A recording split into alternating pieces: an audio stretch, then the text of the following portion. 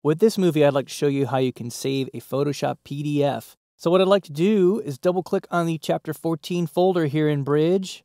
I'm going to go ahead and select InteriorEscapeCover.psd. We'll double click that too and open it up in Photoshop. What we have here is basically a magazine cover layout created entirely in Photoshop. You may recognize this exercise file if you've watched some of the previous movies and you've been following along. I showed you how we set this up in the integration chapter, and I showed you how we created various layer comps here with this particular image.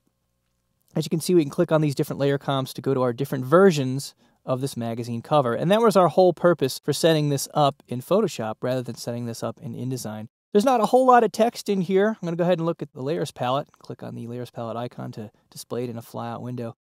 And you can see we do have some vectors in here. We are maintaining our vectors. I've got a shape layer in here that's maintaining vectors here. We could also choose to turn off this layer and work with our Vector Smart Object.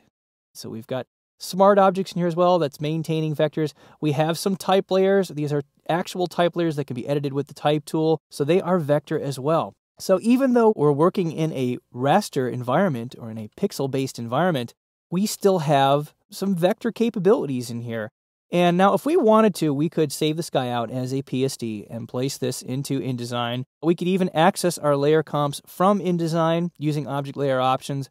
We can turn visibility of layers on and off in InDesign if we wanted to using that particular feature. And then ultimately when we decide on the one we want to go with, when we're ready to go to print, we could export a PDF directly from InDesign.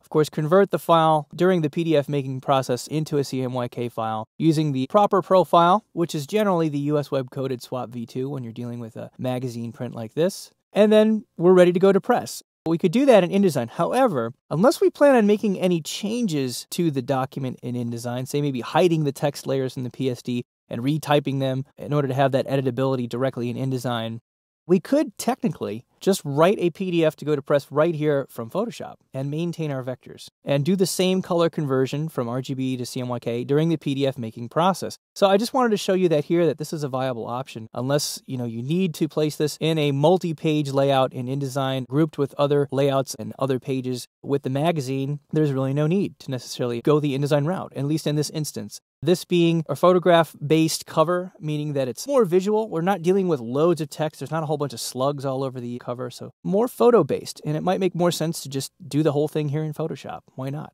Let's say that this is the cover that we're going to run with, and we want to go ahead and write a PDF directly from Photoshop that we can actually go to press with. What we can do is choose File, Save As.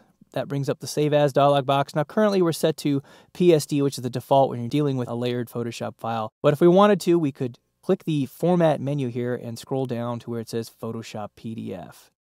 I'm going to go ahead and choose to save this to the desktop. Now, we have some options down here. If we wanted to, we could maintain our layers in the Photoshop PDF format. When we maintain the layers, they may not all remain the same, meaning that they won't have the same type of editability depending on the type of layers that are in your file. So that's something to consider if you wanted to work with a layered PDF down the road, a PDF version, Photoshop PDF version of this particular PSD. In general, if I'm going to deal with layers, I'm going to want to edit all the layers and maintain all of that editability. And so I generally don't include this.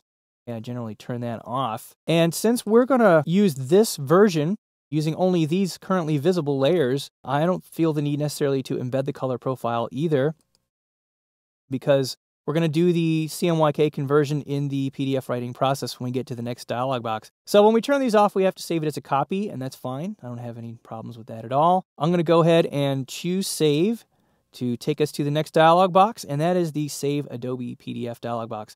Now, normally there's a warning that appears before that tells us that the settings that we choose in here can override some of the settings that we just chose in the previous dialog box, and one of them is that embedding color profile. What I'm going to suggest that you choose up here in the Adobe PDF preset menu to start out with is this PDF X1A 2001 standard preset. This is actually a very good preset.